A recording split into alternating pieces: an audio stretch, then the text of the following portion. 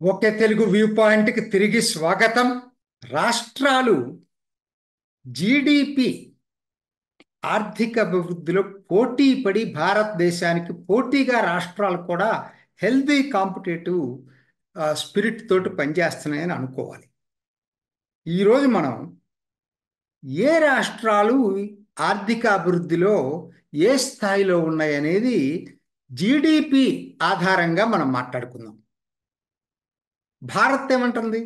మేము 5 లక్షల కోట్ల 5 లక్షల 5 ట్రిలియన్ డాలర్లు అంటే 5 లక్షల కోట్ల డాలర్లు ఆర్థిక వ్యవస్థగా భారత్ని తయారు చేస్తాం అంటారు.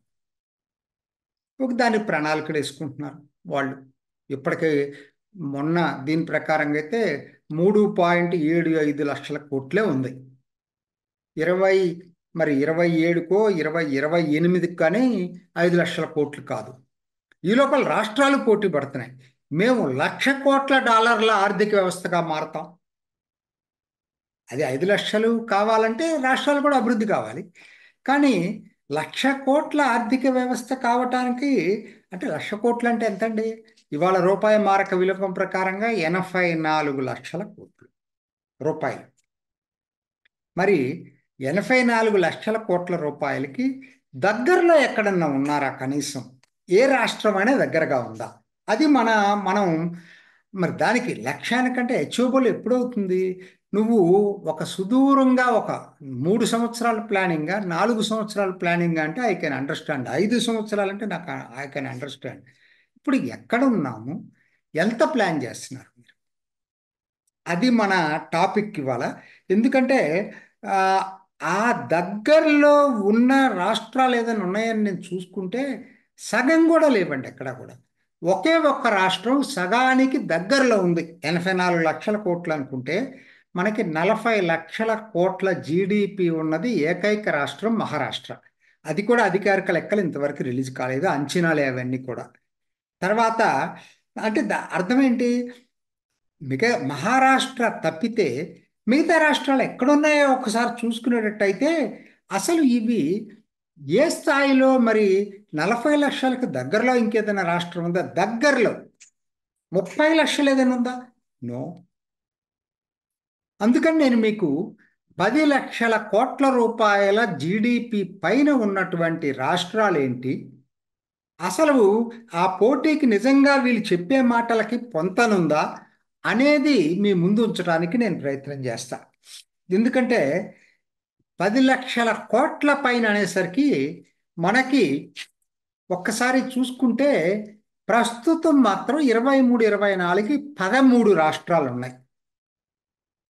అదే పోయిన సంవత్సరం చూసుకుంటే 12 రాష్ట్రాలే. కొద్దిలో మిస్ అయింది హర్యానా. ఈసారి అది కవర్ అయింది. రాష్ట్రాలు ఏం మారలేదు, సేమ్ రాష్ట్రాలే ఉన్నాయి ఇప్పుడు. అంటే 13 రాష్ట్రాలు మొత్తం కూడా. ఇప్పుడు ఆ వివరాలు ఏంటో చూద్దాం.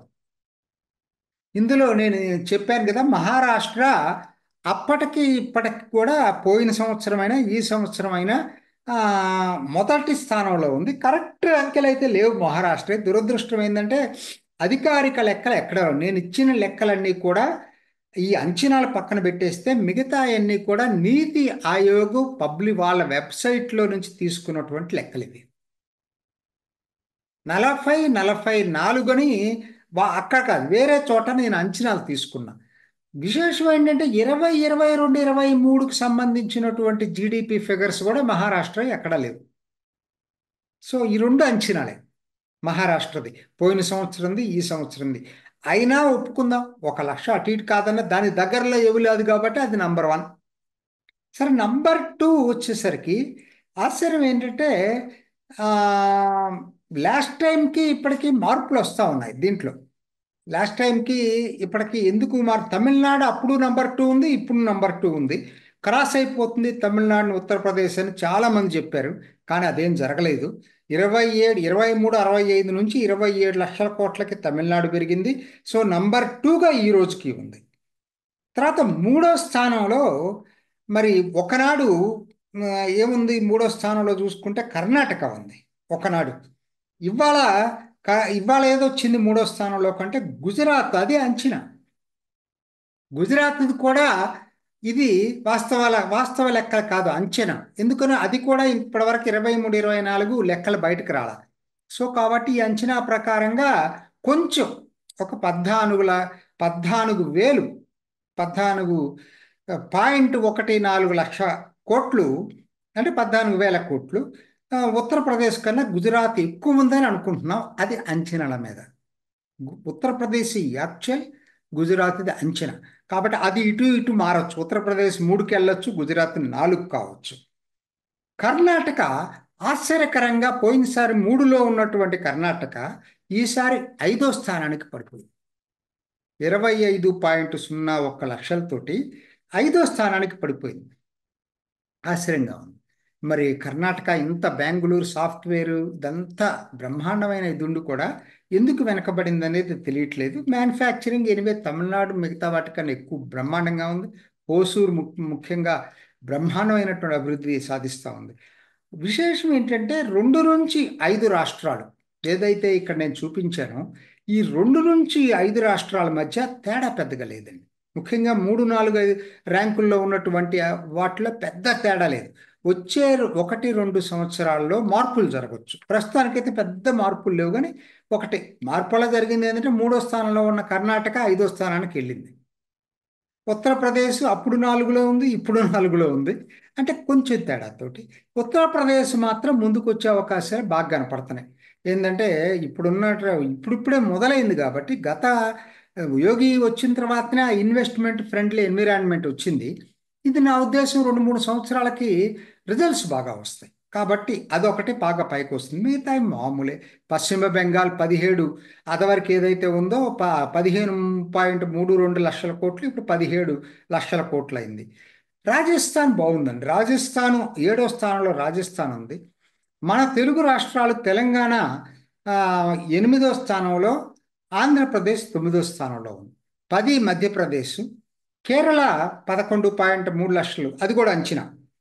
ఢిల్లీ, హర్యానా ఇవండి లెక్కలు మొత్తం కూడా.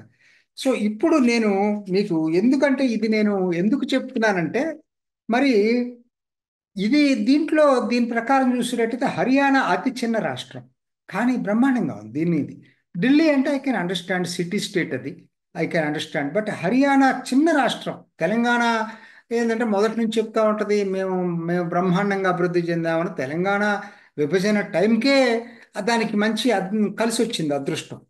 హర్యానా చాలా, అంటే ఢిల్లీ పక్కన ఉండటం ఒక అడ్వాంటేజ్, హర్యానాకి బాగా కలిసి వచ్చింది. ఏది ఏమైనా వచ్చే కొద్ది సంవత్సరాల్లో మాత్రం 2, 3, 4, 5 ఈ ర్యాంకులు మాత్రం మారే అవకాశాలు బాగా ఉన్నాయి. 2లోకి ఉత్తరప్రదేశ్ ఒక 2 సంవత్సరాల్లో వచ్చిన ఆశ్చర్యం లేదు. తమిళనాడు కాంపిటేటివ్గా గుజరాత్ను, కర్ణాటకనైతే దాటి వెళ్ళటం మాత్రం ఉత్తరప్రదేశ్ ఖాయం. ఇక తెలుగు రాష్ట్రాల గురించి ఆలోచిద్దామండి.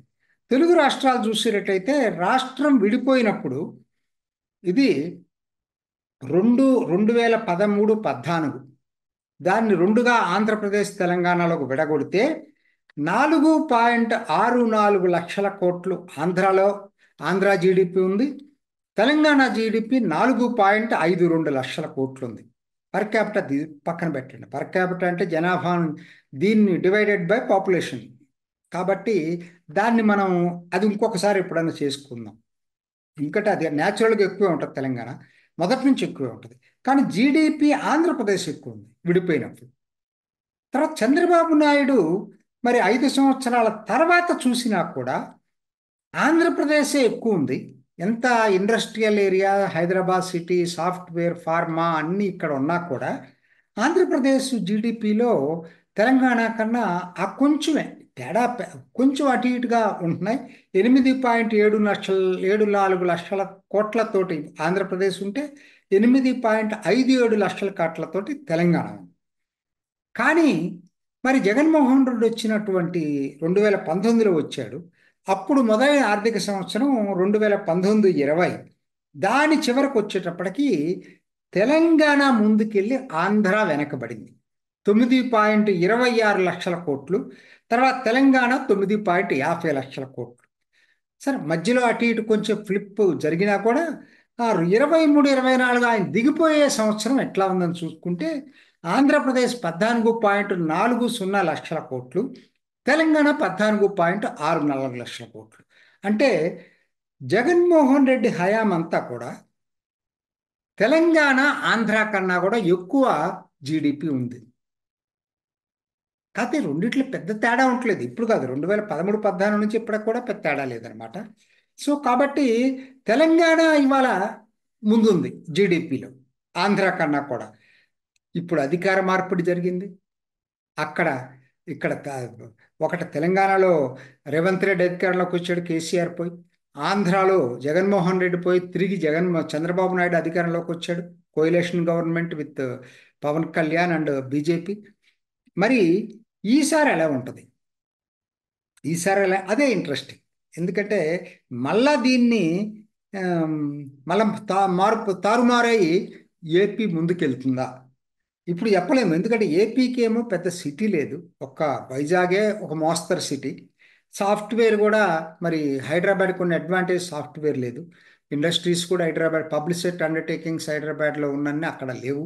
సో కాబట్టి ఇవన్నీ అక్కడ డ్రాబ్యాక్స్ ఉన్నాయి. బట్ స్టిల్ ఆయనకు అనుభవం ఉంది, చంద్రబాబు నాయుడుకి. కాబట్టి మళ్ళా తిరిగి ఆంధ్ర, తెలంగాణ కన్నా జీడిపిలో ముందుంటుందా లేదా అనేది ఇంట్రెస్టింగ్ ఫ్యాక్టర్. వచ్చే 1-2 సంవత్సరాల్లో ఏం జరుగుతుంది అనేది చూద్దాం. మొత్తం మీద ఇది ఈనాటి ఈ జీడిపి ఫిగర్స్. ఎందుకు చెప్తున్నానంటే 23-24 ఆల్మోస్ట్ అన్ని వచ్చేసినాయి. ఒక్క మహారాష్ట్ర, గుజరాత్, ఢిల్లీ తప్పితే, కేరళ ఈ 3 తప్పితే మిగతా అన్ని రాష్ట్రాల జీడిపిలు మనకు వచ్చేసినాయి. 22-23 అన్ని వచ్చినాయి మహారాష్ట్ర తప్పితే.